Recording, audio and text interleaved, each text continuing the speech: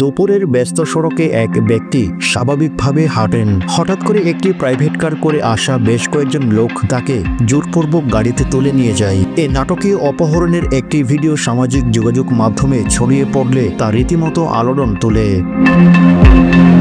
ভিডিওর সূত্র ধরে ভিকটিমকে উদ্ধার ও ঘটনার রহস্য উদ্ঘাটনে মাঠে নামে পুলিশ। শেষ পর্যন্ত দুজন অপহরণকারীকে গ্রেপ্তারের পর বেরিয়ে আসে চাঞ্চল্যকর সব তথ্য। মাদকের পাওনা টাকা উদ্ধারের উদ্দেশ্যে ওই অপহরণের ঘটনা হয়েছিল। মঙ্গলবার রাতে উত্তরা বিভাগের উপ police commissioner DC Mohammad Mohidul Islam তার কার্যালয়ে আয়োজিত এক সংবাদ সম্মেলনে এসব তথ্য তুলে ধরে তিনি বলেন,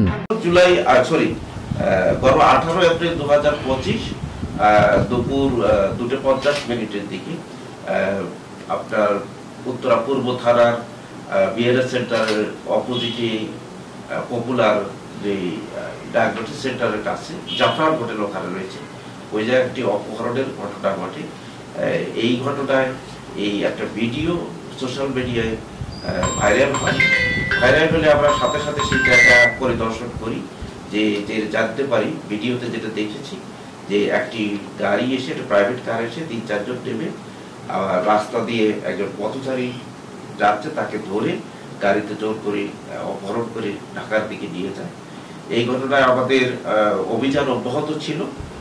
আমরা যেহেতু কোনো কমপ্লেন আসছিল না, সেই জন্য এই কাজটি আমাদের খুবই প্রযুক্তিগতভাবে খুবই দক্ষতার সহিত এবং নির্লজ্জভাবে করে আমরা গতকাল আমরা দুজনকে গ্রেপ্তার করেছি এবং তারা গাড়িটি উদ্ধার করেছি, গাড়িটির নাম্বার পেয়েছি। এই ঘটনার 4 জন জড়িত ছিল। তারা সকলেই মাদক চক্রের সাথে, মাদক ব্যবসার সাথে জড়িত। এটি একটি মাদক চক্র। ইভেন যে অপহরণ হয়েছে, যে ভিকটিম, সেও মাদক ব্যবসার সাথে জড়িত। তারা ড্রাইভার তিনিও মাদক ব্যবসার সাথে জড়িত। তার খিলগাঁও থেকে গ্রেপ্তার করেছি। বাকি যারা রয়েছে, যাকে আমরা গ্রেপ্তার করেছি তিনি হচ্ছে আমির হোসেন, অপর একজন আছে মিঠুন, একজন আছে রাধেব।